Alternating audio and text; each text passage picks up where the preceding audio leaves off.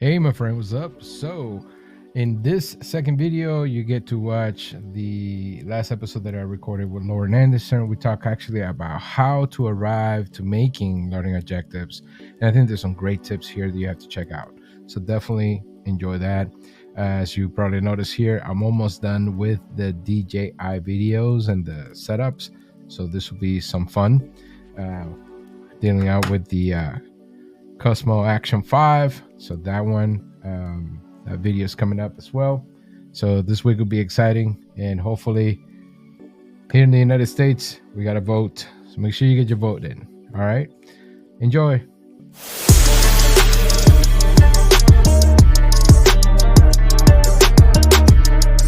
Then once you have those objectives, then what I would say to them is, okay, now take some type of a framework. And I usually use the revised Blooms because I'm more familiar with it. So if I use the revised Blooms, how does that map on to what you're talking about? Okay. And if you have too much application and not enough understanding, what's going to happen is they can do it, but when things go wrong, when things go to hell, okay, they're not going to know how to fix it because they're going through the steps, okay, but they can't do any kind of a diagnosis. They can't sit down and say, and that's the thing about it, life. When things are going well, it doesn't make any difference. It's when things aren't going well that you start to think about what do I really need to know and understand in order to make progress on what I'm doing. And so that's the approach that I basically use when I work with groups of teachers of the same course.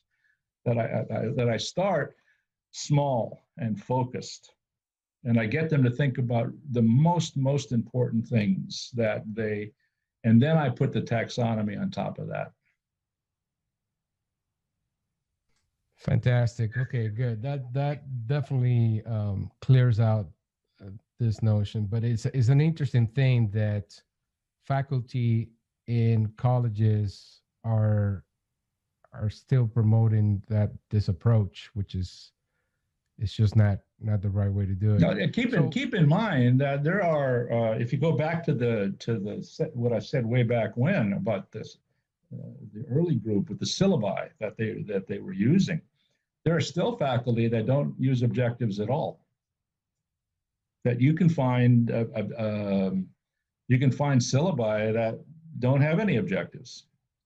Okay, and then you have those that have objectives that are basically done because they're required to have objectives.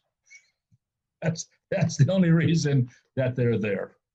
Okay, and then you have the group that says, you know, maybe these objectives can kind of give me some focus and give me some direction as how to make sure that students are learning what I think is important. So you really have kind of, I consider the three groups, you know, I don't want objectives at all, or yeah, okay, you said I needed objectives, here they are, darn it. And then the last group. And the last group are the ones that I think you have some opportunity to influence. I've done a number of those things recently of faculty members who are on, well, I did one at the University of South Carolina. They asked me to do something like this. And I had faculty from all different kinds of departments. And they said to me, you know, thank God somebody is being reasonable about this, because our dean requires us to have objectives. or you know, I'm in art, I hate objectives. I mean, so you get all of these different things. And I think that's why discussions like this are very useful. Absolutely, they are. So if I'm not following this approach, then where I go and find the pyramid and go and and look at verb lists and stuff like that, how do I come up with the verbs to address the objective? So what are the elements that are the key elements of a good learning objective? Well, most of them are stated in a grammatical form that's subject, verb, and object. The problem is sometimes the objects are ambiguous. You know, poetry. Well, that's pretty big. Back to my auto mechanics example, that you find that the content depends a great deal on the type of car you're dealing with. Okay, so that you have to be fairly specific in the sense of understanding the car enough to figure out how to diagnose the problem or whatever the case may be. So I think that the object is difficult for some people. Or another example I gave, I worked with a lot of agricultural people. One of the courses in that was landscape management. Okay, so it was, not growing plants, but these working with people who owned houses or businesses that wanted to have landscapes that looked nice and would last instead of die. Okay, well, it turns out that when I brought people together, I brought some from Western North Carolina, some from Central North Carolina, some from Eastern North Carolina. And it became very obvious that what they were talking about was unique to their geographic region. That plants that grow on the coast don't necessarily grow in the mountains. And so how do you develop objectives that enable you to learn those things? And that's where, even though people say remember is the lowest level, that's really the basis here. You go around and you find what are the plants that are growing here, and they give them example. There's one of the activity is to go around and find plants that are native or plants that were brought in and died, and we don't want to do that anymore. Then you move on to the aspects of architecture and landscape architecture that goes beyond that. But those are problems. I didn't want to go too much into the verb problem. There are problems in the object problem. There are content problems. Things don't generalize often as much as people want them to. The verb problem is that it started out, the verb problem started with a man named Mager, okay, and he came up with what were called behavioral objectives. But that's not the kind of verb we're talking about. Behavioral objectives are things that you do, but not necessarily related to how you think about it or how you process it. So you might have words like list. Okay, list is a terrible verb from a cognitive point of view, because the question is, how did you come up with your list? Did you just remember somebody else's list? Did you analyze something and come up with your list? Okay. There's a whole variety of cognitive processes that come to list. And so getting rid of a lot of the bad verbs, the verbs that really aren't useful, write, list, tell, all of these things would be the first step. Okay, and then say, all right, think about processing it, think about thinking about it. Okay, and that's what we call metacognitive. Okay, thinking about thinking. And then say, okay, what do I want? Do I want, and don't try to force people into the terminology of the taxonomy.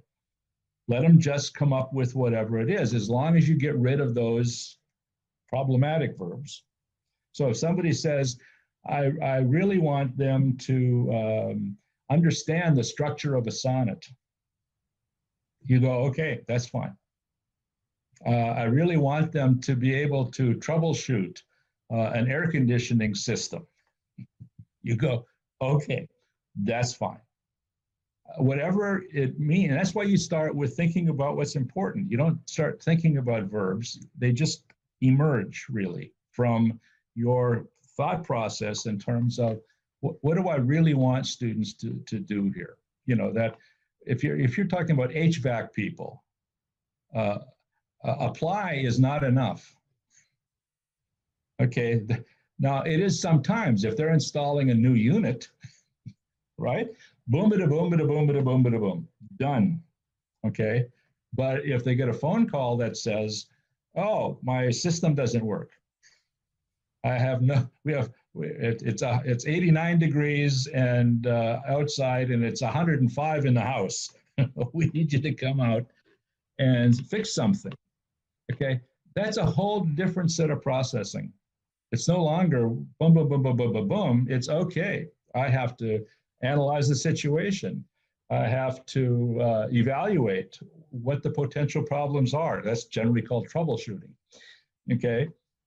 When you think of it that way, when you look at schools through the eyes of the learner, not the teacher, because it's so easy sometimes for teachers to underestimate what students need to learn in order to be able to progress to where they are.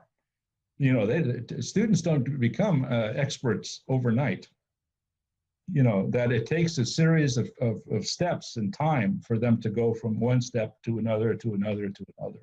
So once you get rid of the troublesome verbs, then it's simply a matter of thinking through learning from a student's point of view and using whatever verbs you want, as long as they basically are in that subject, verb, object approach. The students will verb and some content at the end. Good. So it's great that you brought up Bob Mager. Unfortunately, he passed away last year. Right. Rest in peace. Yeah. That was, you were nice enough to write to me and tell me that. Oh, yeah, I remember. So interesting. I've been a big student of his work because it's also something that has sort of been misinterpreted as well, or not even applied, to be honest with. And again, in the learning industry field, right? The business side of things, the corporate training part of it. I like the notions, I like the approach and the notions of what he put down. And I mean, this happened around early 60s, 1962, yeah, early 70s, late 60s, early 70s. Yeah. So there's actually one book out there, Preparing Behavioral Objectives, which has a publication in 1962. Okay. And he breaks, that's the basic. And then I guess you got some additions after that. But the interesting piece in there is the terminal learning objective, the notion of the terminal learning objective, separate from the enabling learning objective. Absolutely. Right. And also the behavioral base, which is very applicable for the workplace, because you're looking for things that you can observe and measure rather than, you know, metacognitive stuff all the time, which is more like education based. Yes, that's correct. Okay, good. So do you find that the learning objective based on Mager's work is more appropriate for workplace than, say, following a Bloom's approach? Or, well, Bloom's is not even an approach for learning objectives. It's more for validating if I'm going to assess the performance. Right. It's a try. It does validate to a certain extent the balance among objectives, regardless of what they are.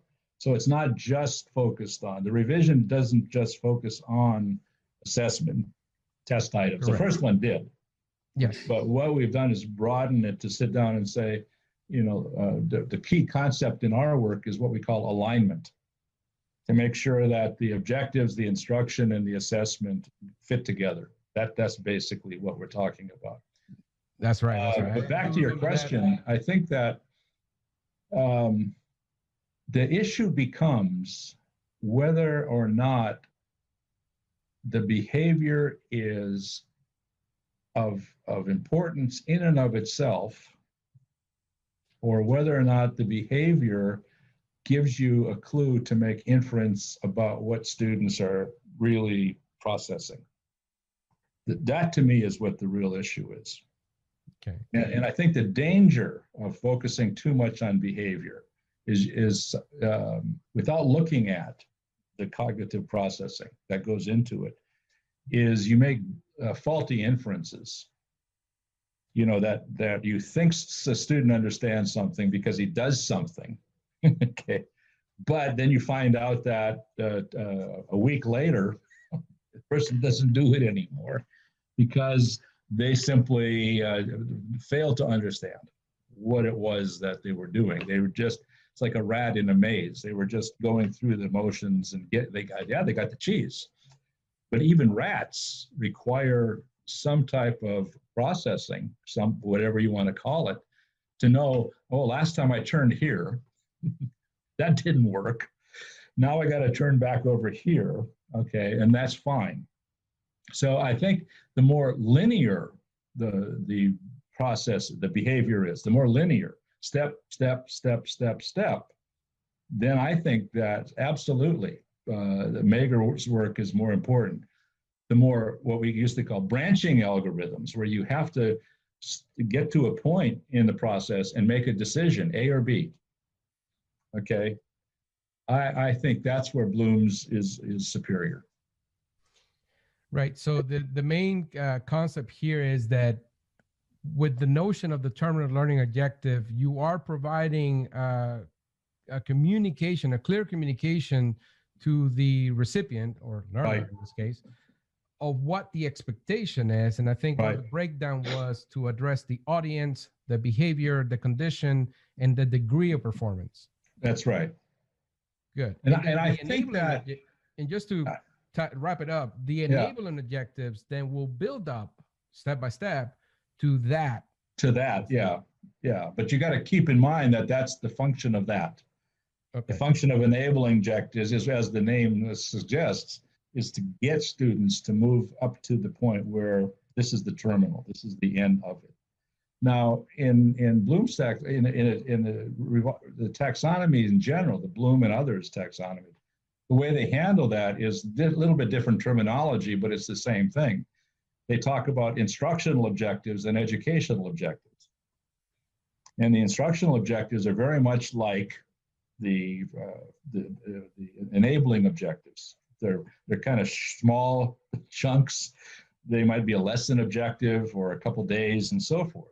But the thing is that you have to keep moving along, because eventually at the end of a semester or a course or whatever, you have to have some terminal outcomes, okay, to make a decision. You know, if we don't use that very often, but you know, if you go through all of the stuff in surgery and you find out that at the end of all this stuff, the kids met it all, the person has mastered all of the little enabling objectives, and then the success rate on surgeons is an 80% death rate.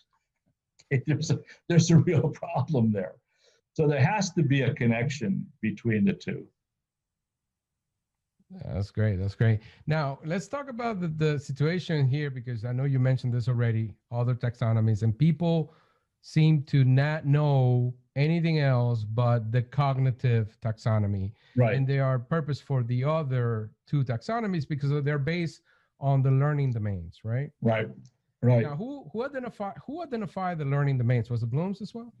They all did this at the same time that they met. The ones I'm talking about. Remember what I said back in '49 and so forth. They met before they started work on the cognitive domain. They envisioned the fact that different courses, different subjects have generally different intended outcomes.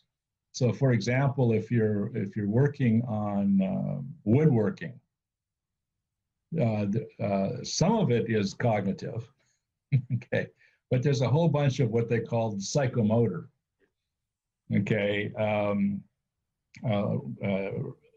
You know, using a lathe to create a table leg, okay. There's a part of that in terms of the design of the leg and so forth and so on, but a lot of it is just how to hold the tool so you don't kill yourself, and how much pressure to put on so that you actually move along as you go from one side to the other and gets things smooth. I mean, there's a whole psychomotor kind of a thing. So when they were meeting initially, they kind of came up with these three domains: cognitive, affective, and psychomotor. Since that time, there's been another domain, and it sits over on the side, but it's become very important over the last year, particularly with the pandemic, and that's called, with the abbreviation is SEL, social emotional learning. okay, which is a little bit affective, the emotional part, but it's in a social context. So I now talk about the four domains. There's cognitive, affective, psychomotor, and social emotional. And is that based on the work of Bandura or separate? Bandura is a lot of this. The problem with, okay, if you look at the first three domains, there's an underlying dimension. That's what all taxonomies require some underlying dimension. With the Bloom's the cognitive taxonomy, that underlying dimension is complexity. And as you move from the lower to the upper, things become more complex. The affective taxonomy, the underlying dimension is internalization. That it starts with something that you're a little bit interested in, eventually becomes a part of who you are. Okay, that you internalize these things and they become part of your value structure. They become part of your moral compass. The psychomotor, the underlying dimension is automaticity. That if you think about how kids learn basketball or whatever the case may be, right? Skiing, okay, it's very hesitant at first, and eventually it just flows. Okay, it becomes automatic. What automaticity does is allow you to use a lot of that brain power to do other things. You don't have to think about every single step along the way. The problem with social emotional learning is there's no underlying dimension. No matter which attempt of categorizing different aspects of social emotional learning, you can't say it's they get along with people better. Okay, that's not, no matter how you cut those categories, it's almost impossible for you to find a way to order them along some continuum. So would you say that so it doesn't really kind of lean into the affective? It does. It overlaps. Well, all of them overlap. I mean, that's the whole thing. Good point. That somebody criticized the revised taxonomy because it didn't have affect, and I said metacognitive is a great deal of affect. Part of metacognitive is lack of confidence. That's metacognitive. In other words, darn, here's a math problem. I can't do that, and so I don't even try. Okay, or I can't dance because I have two left feet. Well, then no matter what you do, it's not going to work. So that whole metacognitive aspect is affective. The social emotional has that. The psychomotor also has a cognitive part that if you look at quarterbacks, okay, they have to read the defense. Reading the defense has nothing to do with psychomotor. Okay, it's all up here and through experience. They're able to see things and process. I should throw there as opposed to throw over there. Okay, I better throw the ball away because it's third down and I still have another down and I don't want to throw it somewhere else where they can intercept it. Okay, these are all cognitive decisions that quarterbacks make, which overlap with the psychomotor. So even though they are perceived to be, and people see them sometimes as being independent of one another, they're all interrelated. Oh, fantastic! Yeah, and I know you have the example of football. If anybody's watching around the world, another example of this will be kids playing video games, where now they have a control that has like 20 buttons, and they're able to play with proficiency without having to look at the buttons. They're looking at the screen, right? So that's the whole psychomotor, cognitive alignment there.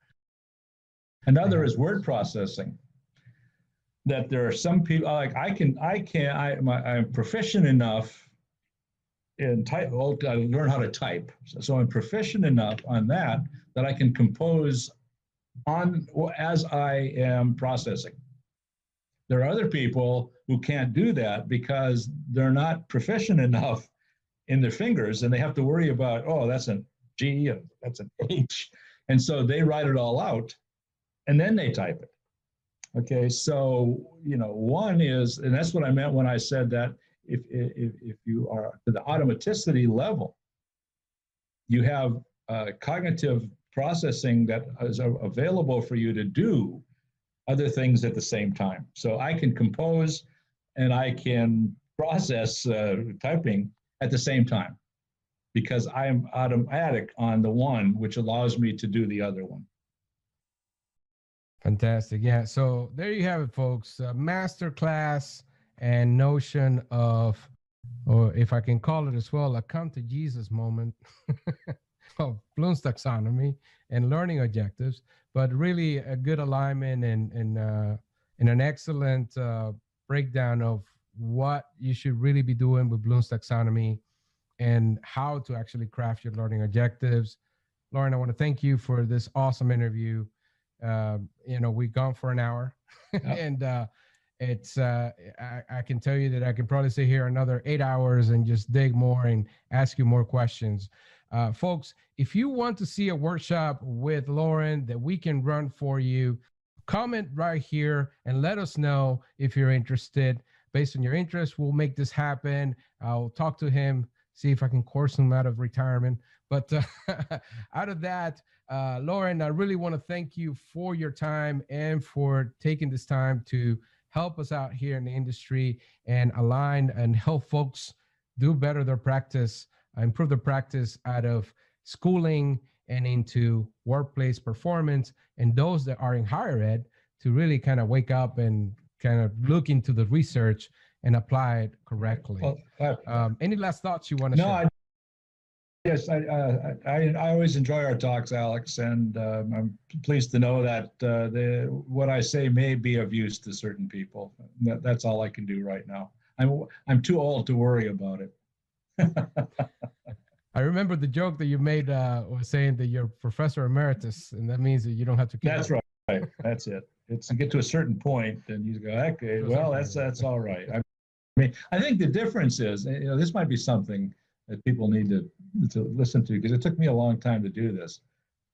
A lot of people get into the field because they want to have an impact on people. And I think all of us that get into education kind of have a part of that. I found that as I was, maturing and developing along the way, that was a very, very hard thing for me to because I always failed. Okay. And so I finally decided that what's really important is to do good work, to do good quality work, because I can control the quality. That's within my ability. I can't control the influence I have on other people. I just can't do that. And if I use that as my criterion, I usually, for years, came up short. And I think this shift over to sit down and say, I can do quality work and I can judge that quality, and it's under my control as to whether it's good quality or not. That is so true, so true. And well, the facts are there, the documentation is there, your papers are there, and the book is there. So check it out, folks. Links in the description. Make sure you subscribe, like, and hit the